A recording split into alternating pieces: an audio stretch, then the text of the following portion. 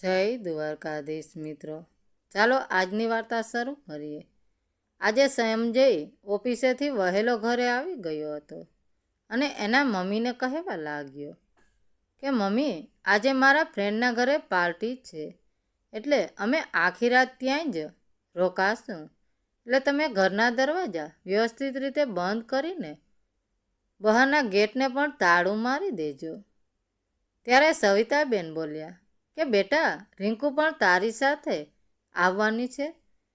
ત્યારે સંજયને ગુસ્સો આવી ગયો અને ગુસ્સો કરીને કહેવા લાગ્યો કે મમ્મી, તમે શું આવા નકામા સવાલો કરતા રહો છો? અરે, અમે બધા એક ઓફિસમાં કામ કરીએ છીએ અને ફ્રેન્ડ છીએ, તો એ પણ સાથે જ આવશે ને, એમાં પૂછવાની શું વાત છે? આવું સાંભળીને સવિતાબેન કહેવા લાગ્યા કે નહીં બેટા, હું તો બસ એમ જ પૂછી રહી હતી. ત્યારે જ સંજયની પત્ની રિંકુ આવી અને કહેવા લાગી કે તમે ફટાફટ ગાડી કાઢો, આપણે માર્કેટમાં જવું પડશે, કેમ કે મારી પાસે ડ્રેસને મેચ થાય એવી બુટી નથી, એટલે નવી બુટી લેવા જવું છે. પત્નીની વાત સાંભળીને સંજય ફટાફટ ગાડી કાઢી અને રિંકુને માર્કેટમાં લઈ ગયો. રાત્રિના 8:30 વાગ્યે સવિતાબેન રસોડામાં જઈને જોવા લાગ્યા કે મારી વહુ કંઈક જમવાનું બનાવતી ગઈ હોય તો મારા પતિને જમવાનું આપી દઉં અને હું પોતે પણ જમી લઉં. પરંતુ રસોડામાં જઈને જોયું તો વહુએ કોઈ પણ વસ્તુ બનાવી નહોતી. થોડી વારમાં સંજય અને રિંકુ પણ માર્કેટમાંથી ઘરે આવી ગયા. એટલે સવિતાબેન રિંકુને પૂછવા લાગ્યા કે બેટા, આજે જમવામાં શું બનાવ્યું છે? તારા સસરાને રાત્રિની દવા આપવાનો સમય થઈ ગયો છે, એટલે એ જમી લે, ત્યારબાદ એને દવા આપી છે. ત્યારે રિંકુ મોઢું બગાડીને કહેવા લાગી કે માજી, અત્યારે હું તમારા માટે રસોઈ બનાવવામાં રહું કે પછી પાર્ટીમાં જવા માટે તૈયાર થાવ? આજે મારે ટાઈમ નહોતો એટલે મેં કશું જ નથી બનાવ્યું અને અમે તો પાર્ટીમાં જઈએ છીએ, એટલે ત્યાં જ જમીને આવશું, એટલે તમે તમારું જમવાનું બનાવી લેજો. આવું કહીને વહુ પોતાના રૂમમાં જતી રહી અને તૈયાર થવા લાગી. થોડી વાર બાદ સંજય અને રિંકુ તૈયાર થઈને પાર્ટીમાં જવા નીકળી ગયા અને સવિતાબેને એક કુકરમાં ખીચડી બાફવા મૂકી દીધી. થોડી વાર બાદ ખીચડી તૈયાર થઈ ગઈ એટલે એને એના પતિને જમવાનું આપ્યું અને ત્યારબાદ દવા આપી અને પોતે જમવા બેઠા. થોડી વાર બાદ સવિતાબેનના પતિ સુરેશભાઈ કહેવા લાગ્યા કે આપણા દીકરાને કેટલી વાર કહ્યું છે કે આપણા રૂમના પંખો રિપેરિંગ કરાવી દે, પરંતુ એને તો સમય જ નથી મળતો. એ હંમેશા કોઈને કોઈ કામમાં વ્યસ્ત રહે છે. પંખો ખરાબ થઈ ગયો એને આજે 15 દિવસ થવા આવ્યા છે અને હું તો એને કહીને થાકી ગયો છું કે પંખો રિપેરિંગ કરાવી દે, પરંતુ એને કંઈ સમય મળે છે. સવિતાબેન તે જોઈને હમણાં વહુએ કહ્યું કે મારે કાનની બુટી લેવા જવી છે, એટલે તરત જ બાઇક કાઢીને એની સાથે ગયો. પરંતુ આપણા કામ માટે આપણા દીકરા પાસે સમય હોતો નથી. અત્યારે ઉનાળાની ખૂબ ગરમી પડી રહી છે અને આટલી ગરમીમાં તો મારાથી ભોજન પણ ગળે નથી ઉતરતું. આજકાલના સંતાનો પાસે પોતાના મા બાપના કામ કરવા માટે સમય નથી હોતો, પરંતુ પોતાની પત્નીના કામ કરવા માટે એની પાસે પૂરતો સમય હોય છે. સવિતા, તું પહેલો જૂનો હાથ પંખો કાઢી લાવ, કેમ કે આટલી ગરમીમાં મને ઊંઘ પણ નથી આવે. ત્યારબાદ ઓસરીમાં ખાટલો ઢાળીને ત્યાં આડા પડખે પડ્યા, પરંતુ ત્યાં પણ પવન નહોતો આવતો, કેમ કે આજુબાજુમાં મોટા મોટા બિલ્ડિંગ હતા અને એના કારણે એના ઘરમાં જરા પણ પવન નહોતો આવતો અને ઉપરથી મચ્છર કરી રહ્યા હતા. એટલે સવિતાબેન કહેવા લાગ્યા કે હું કાલે સંજયને કહી દઈશ કે આપણા રૂમનો પંખો રિપેરિંગ કરાવી દે, નહીંતર આપણે બીમાર પડશું તો દવાખાનાનો ખર્ચો વધી જશે. ત્યારબાદ સવિતાબેન વાસણ સાફ કરવા માટે રસોડામાં ગયા અને વાસણ સાફ કર્યા બાદ ચાવી લઈને ઘરના મેઇન ગેટ પર તાળું મારવા ગયા. ત્યારબાદ બધા જ રૂમના દરવાજા વ્યવસ્થિત રીતે બંધ છે કે નહીં તે તપાસ કરી અને અંતમાં દીકરાના રૂમમાં જઈને જોયું તો એ લોકો રૂમનું એસી ચાલુ મૂકીને પાર્ટીમાં ગયા હતા. આખો રૂમમાં એકદમ સરસ મજાની ઠંડકનો અનુભવ થઈ રહ્યો હતો. એને એવું લાગી રહ્યું હતું કે જાણે હિમાલય પર પહોંચી ગયા હોય. સવિતાબેન એવું વિચારીને એસી બંધ કરવાનો પ્રયાસ કરવા લાગ્યા કે સંજય અને રિંકુ તો સવારે આવશે એટલે આખી રાત એમને એમ એસી ચાલતું રહેશે. આવું વિચારીને એમણે એસી બંધ કરવાનો ઘણો પ્રયત્ન કર્યો, પરંતુ એને સમજ ન પડી કે એસી કેવી રીતે બંધ થાય. ત્યારબાદ એના રૂમમાં જઈને એના પતિને કહેવા લાગ્યા કે આપણા દીકરાના રૂમમાં એમને એમ એસી ચાલુ છે. કદાચ એ લોકો એસી બંધ કરવાનું ભૂલી ગયા હશે અને મને તો બંધ કરતા પણ નથી આવડતું. એટલે આપણે એક કામ કરીએ, આપણે ત્યાં જઈને ચટાઈ અને ગોદડી પાથરીને નીચે સૂઈ જઈશું. ત્યાં ઠંડકમાં સરસ મજાની ઊંઘ આવશે. આટલું કહીને સવિતાબેન ચટાઈ અને ગોદડી લઈ આવ્યા અને દીકરાના રૂમમાં જઈને પથારી દીધી. ત્યારબાદ બંને પતિ પત્ની ત્યાં જમીન પર સૂઈ ગયા. એસીની ઠંડકના કારણે એને ક્યારેય ઊંઘ આવી ગઈ એની ખબર જ ના પડી અને સીધી જ સવાર થઈ ગઈ. સવારના 5 વાગ્યે સંજય અને રિંકુ પાર્ટીમાંથી પાછા આવ્યા અને સંજય પોતાના આખા ઘરની બીજી ચાવીઓ પોતાની પાસે જ રાખતો હતો. એટલે એને એની પાસે રહેલી ચાવી એને મેઇન ગેટનું તાળું ખોલ્યું અને બંને ઘરની અંદર આવ્યા. ઘરમાં આવીને સીધા જ એના રૂમમાં ગયા તો મમ્મી પપ્પાને નીચે પથારી કરીને સૂતેલા જોઈને બંને ખૂબ ગુસ્સો આવી ગયો અને ગુસ્સો કરીને સંજય જોરથી કહેવા લાગ્યો કે મમ્મી, તમે લોકો અહીં અમારા રૂમમાં શું કરો છો? તમે અહીંયા પથારી કરીને કેમ સૂતા છો? ત્યારે સવિતાબેન ફટાફટ ઊભા થઈ ગયા અને એમના પતિ પણ પથારીમાં બેઠા થઈ ગયા. એને તો ખબર નહોતી પડતી કે દીકરાને હવે શું જવાબ આપવો. એટલામાં રિંકુ બોલી કે આ ઘરમાં પ્રાઇવેસી જેવું તો કંઈ નથી રહ્યું. તમારો પોતાનો રૂમ હોવા છતાં પણ તમને અમારા પર્સનલ રૂમમાં સૂવામાં જરા પણ શરમ નથી આવતી? અમારા રૂમમાં આવીને આવી રીતે કેમ સૂઈ ગયા છો? અહીંયા આવીને સૂવાની તમારી હિંમત કેવી રીતે થઈ? ત્યારે ધીમા સ્વરે સવિતાબેન જવાબ આપીને કહેવા લાગ્યા કે બેટા, અમારા રૂમનો પંખો ઘણા દિવસથી બગડી ગયો છે અને તારા સસરાએ સંજયને ઘણીવાર રિપેરિંગ કરવા માટે કહ્યું છે, પરંતુ એને ધ્યાન જ નથી આપ્યું. અને આજે રાત્રે જ્યારે હું તમારા રૂમનો દરવાજો બંધ કરવા આવી ત્યારે રૂમમાં એકદમ ઠંડક હતી. એટલે મેં જોયું કે એસી ચાલુ હતું અને મેં એસી બંધ કરવાની ઘણી કોશિશ કરી, પરંતુ મને બંધ કરતા નહોતું આવડતું. એટલે અમે એવું વિચાર્યું કે આ રૂમમાં આટલી બધી ઠંડક છે અને એસી પણ એમ ચાલુ રહેશે, એટલે અમે આજે આ રૂમમાં સૂઈ જઈએ. આમ પણ તમે લોકો તો ઘરે હતા નહીં, એટલે અમે અહીંયા જ નીચે પથારી કરીને સૂઈ ગયા. ત્યારે રિંકો ગુસ્સો કરીને કહેવા લાગી કે અત્યારે જ આ બધો બિસ્તરો લઈને મારા રૂમમાંથી બહાર નીકળી જાઓ. આવી રીતે મારા રૂમમાં સૂતા પહેલાં તમને શરમ આવવી જોઈએ. કદાચ તમને એસીમાં સૂવાનો એટલો બધો શોખ હોય તો તમારે પોતાનું એસી ખરીદી લેવું જોઈએ અને તમે લોકો કયાંથી એસીમાં સૂતા થઈ ગયા? અરે, તમે એસી ક્યારેય જોયું છે? અને આમ પણ આ એસી મારા પપ્પાએ મને દહેજમાં આપ્યું છે. મારા લગ્ન પહેલાં તો તમે લોકોએ ક્યારેય એસીનું નામ પણ સાંભળ્યું નહીં હોય. રિંકુ ગુસ્સો કરીને મન ફાવે એમ બોલી રહી હતી. પરંતુ સંજય ચૂપચાપ ઊભો રહીને બધું સાંભળી રહ્યો હતો. ઉપરથી એની પત્ની દરેક વાતોમાં હા કરી રહ્યો હતો. ત્યારે સુરેશભાઈ પોતાનો બિસ્તરો ઉઠાવીને એના રૂમમાં જતા રહ્યા.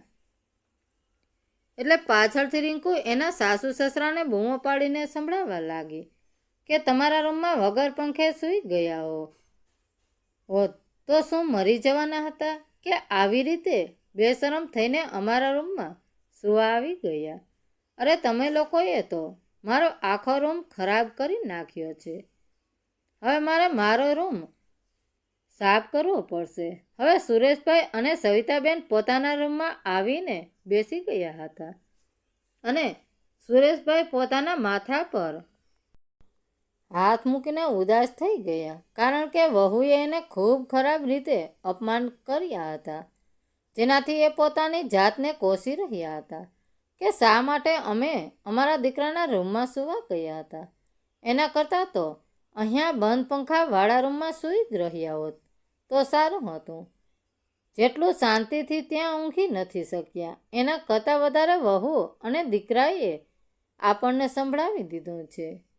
ત્યારે સવિતાબેન સુરેશભાઈને ફરિયાદ કરીને કહેવા લાગ્યા કે જ્યારથી આપણા દીકરાના લગ્ન થયા છે ત્યારથી એ બદલાઈ ગયો છે.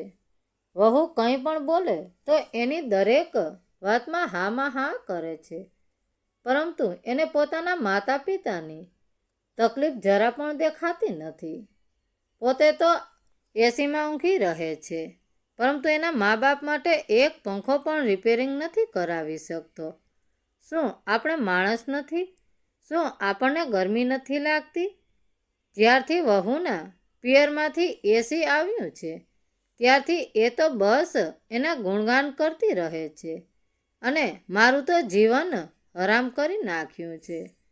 સવારે 5 વાગ્યે વહુએ સાસુ સસરાને ઘણું બધું સંભળાવી દીધું હતું અને આરામથી એના રૂમમાં સૂઈ ગઈ હતી, પરંતુ વહુએ આવી રીતે અપમાનિત કર્યા બાદ અને અસહ્ય ગરમીના કારણે સુરેશભાઈ અને સવિતાબેનની ઊંઘ ઉડી ગઈ હતી. એટલે બંને ધાબા પર જઈને બેઠા હતા, જેનાથી થોડો પવન આવે અને શાંતિ મળે, પરંતુ બાજુના બિલ્ડિંગના કારણે ત્યાં પણ ગરમી લાગતી હતી. આવી રીતે સવાર થયું અને સવિતાબેન નીચે જઈને ઘરના કામમાં વ્યસ્ત થઈ ગયા. વહુ અને દીકરો તો રાત્રે પાર્ટીમાં જઈ આવ્યા હતા, એટલે રિંકુ તો ઉઠવાની હતી નહીં અને આજે રવિવાર હોવાથી સંજય પણ 10 વાગ્યા સુધી સૂવાનો હતો. હવે સવિતાબેન રસોડામાં જઈને સુરેશભાઈ માટે ચા બનાવવા લાગ્યા. ત્યારબાદ બધા જ લોકો માટે રસોઈ બનાવી નાખી.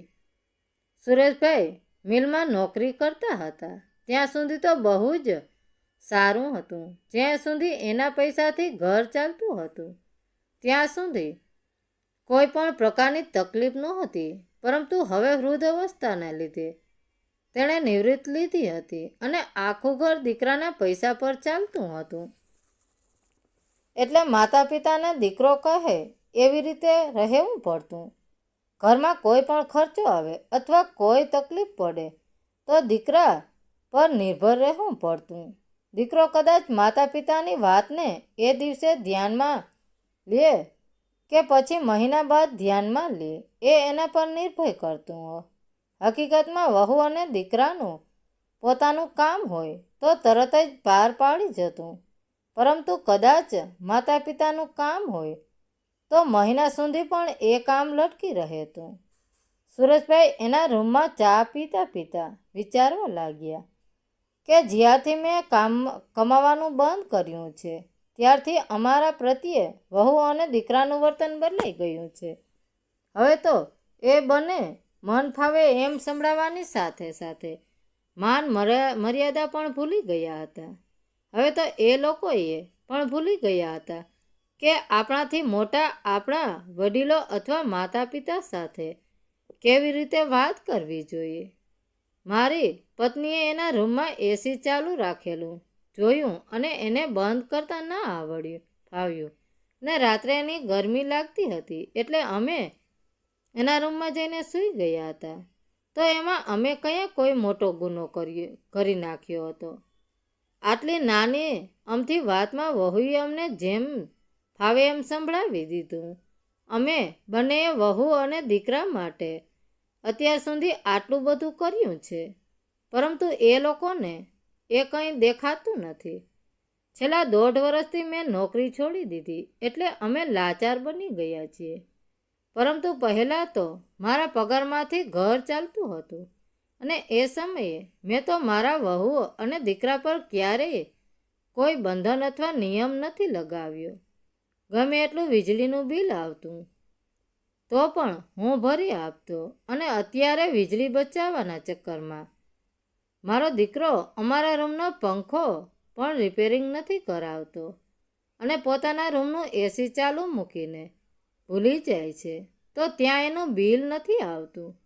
સુરેશભાઈને હવે આવી રીતે ઘરે બેસી રહ્યું ગમતું નહોતું, અને એ જ્યારે પણ સવિતાબેનને રસોડામાં કામ કરતા જોતા અને વહુને આરામ કરતા જોતા, ત્યારે એ વિચારવા લાગ્યા કે શું મારી પત્નીનું બાકીનું જીવન આવી રીતે ઘરનું કામ કરવામાં જ વીતી જશે? શું આ વૃદ્ધ અવસ્થામાં બાકી રહેલું જીવન આવી રીતે જ કચરા પોતા અને સાફ સફાઈ કરીને વિતાવવી પડશે? મારી પત્નીને આરામ તો ક્યારેય મળતો જ નથી, અને વહુ તો સવારે ઉઠીને ઓફિસે જવાની નીકળી જાય છે. એને મન થાય તો કામ કરે છે, બાકી આરામ કરતી રહે છે. એક દિવસ સવિતાબેન ટીવી પર ધાર્મિક સિરિયલ જોઈ રહ્યા હતા. ત્યારે જ રિંકુ આવી, એટલે તરત જ એના હાથમાંથી રિમોટ ખેંચીને ટીવી બંધ કરી દીધું અને કહેવા લાગી કે તમે તો આખો દિવસ ટીવી જોયા કરો છો, અને વીજળીનું બિલ અમારે ભરવું પડે છે, એટલે આજથી તમારે ફક્ત સવારે અને સાંજે ટીવી જોવાની છે. આખો દિવસ ટીવી જોવાની કોઈ જરૂર નથી. બિચારા સવિતાબેનને વહુએ આવી રીતે અપમાનિત કર્યા, એટલે દુઃખી થઈને એ પોતાના રૂમમાં જતા રહ્યા અને રડતા રડતા વિચારવા લાગ્યા કે ઘર અમારું છે, ટીવી અમારું છે, પરંતુ ફક્ત વીજળીનું બિલ એને ભરવું પડે છે, એટલે વહુ મને ટીવી પણ જોવા નથી દેતી. સુરેશભાઈ એના પત્નીની આવી હાલત જોઈને હેરાન રહી ગયા, એટલે એ તરત જ ઘરની બહાર આવી ગયા, અને સવિતાબેન આખો દિવસ ઘરના કામ કરતા રહ્યા હતા, છતાં પણ વહુ અને દીકરો એની સાથે આવું વર્તન કરતા હતા. એ હવે સુરેશભાઈથી સહન નહોતું થઈ રહ્યું, એટલે એમણે એવું વિચાર્યું કે હવે મારે એવું કંઈક કરવું પડશે, જેથી કરીને અમે અમારા ઘરમાં શાંતિથી રહી શકીએ. સુરેશભાઈ કંઈક એવું કરવા માગતા હતા કે એના દીકરાની વહુ એના પર કોઈ પણ પ્રકારના બંધન ન લગાવી શકે. થોડા વર્ષો પહેલાં સુરેશભાઈએ રોડ સાઈડમાં એક પ્લોટ લીધો હતો, એટલે હવે એ પ્લોટનો પોતાનો પ્લોટ વેચવા માગતા હતા. ત્યારે એમણે સંજયને વાત કરી કે હું મારો પ્લોટ વેચવા માગું છું, અને એને ખરીદવાવાળા પણ મળી ગયા છે.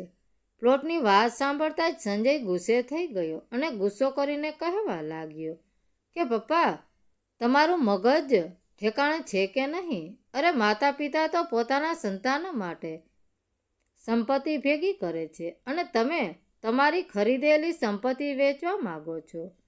પપ્પા, હું તમને પ્લોટ વેચવા નહીં દઉં. ત્યારે સુરેશભાઈ ઉદાસ થઈને કહેવા લાગ્યા કે એ મારો પ્લોટ છે, અને મેં ખરીદ્યો હતો, અને હવે હું એ પ્લોટ વેચી નાખું કે રાખું એ મારી મરજીની વાત છે. જેવી રીતે હું તારા રૂમમાં તારી મરજી વગર નથી આવી શકતો, એવી રીતે તું પણ મારો પ્લોટ વેચવાની વાતમાં તારી મરજી નહીં ચલાવી શકે, કેમ કે એ પ્લોટ મારો ખરીદેલો છે, તારો નથી.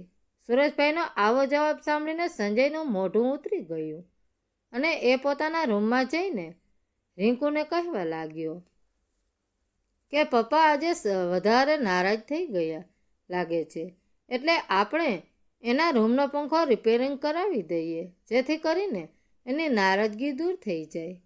પરંતુ ગમે એમ કરીને આપણે એને એ પ્લોટ વેચવાથી રોકવા પડશે. પિતાજીની નારાજગી જોઈને સંજય તરત જ એના રૂમમાં ગયો અને એના રૂમનો પંખો ઉતારીને રિપેરિંગ કરાવવા નીકળી રહ્યો હતો. ત્યારે સુરેશભાઈ કહેવા લાગ્યા કે રહેવા દે બેટા, હવે હું મારા રૂમનો પંખો જાતે જ રિપેરિંગ કરાવી લઈશ.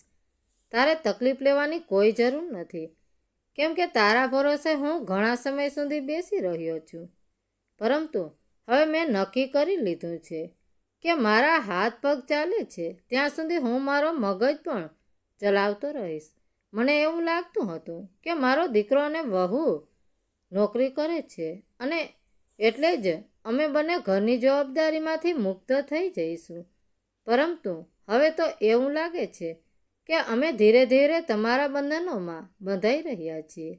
અને હા દીકરા, કદાચ તને એવું લાગતું હોય કે તું અમારો પંખો રિપેરિંગ કરાવી દઈશ તો હું પ્લોટ નહીં વેચું, તો એ તારી ભૂલ છે. કેમ કે મેં સારી રીતે વિચારીને નિર્ણય લઈ લીધો છે અને હું જાણું છું કે મારે શું કરવું જોઈએ. હવે થોડા દિવસ બાદ સુરેશભાઈએ એનો પ્લોટ વેચી નાખ્યો અને એ પ્લોટના પૂરા 50 લાખ રૂપિયા મળ્યા. એમાંથી 30 લાખ રૂપિયા એમણે એની પત્નીના એકાઉન્ટમાં જમા કરાવી દીધા, જેનું વ્યાજ એને દર મહિને મળતું રહે છે, જેથી કરીને આગળ જતાં એ વ્યાજની રકમમાંથી એના અને એની પત્નીના નાના મોટા ખર્ચા નીકળી જાય. હવે એને એના દીકરા અને વહુ સામે હાથ લંબાવવાની કોઈ જરૂર નહોતી. એટલે થોડા દિવસ બાદ સુરેશભાઈ 1 લાખ રૂપિયાનું એક મોટું ટીવી ખરીદી લાવ્યા અને પોતાના રૂમમાં એક એસી લગાવી દીધું. જે દિવસે સુરેશભાઈએ એના રૂમમાં નવું ટીવી અને એસી ફિટ કરાવ્યું, એ દિવસે સંજય અને રિંકુ બંને ઓફિસમાં હતા. જ્યારે એ બંને ઘરે આવ્યા અને જમીને એના રૂમમાં સૂવા ગયા, ત્યારે એને ખબર પડી કે અમારી એસી ચાલુ નથી થઈ રહ્યું અને ખરાબ થઈ ગયું છે. ત્યારે સંજય એસી રિપેરિંગવાળાને ફોન કર્યો, તો એ રાત્રે થોડું મોડું થવાના કારણે રિપેરિંગવાળાએ ઘરે આવવાની ના પાડી દીધી અને એવું કહ્યું કે આવતીકાલે સવારે આવીને જોઈ લઈશ. સંજય અને રિંકુને તો એસી વિના સૂવાની આદત નહોતી. એસી વગર તો એને ઊંઘ નહોતી આવતી અને ઘરમાં એક કુલર હતું, એ પણ પિતાના રૂમમાં પડ્યું હતું, જે તે ઘણા સમયથી ખરાબ થઈ ગયું હતું.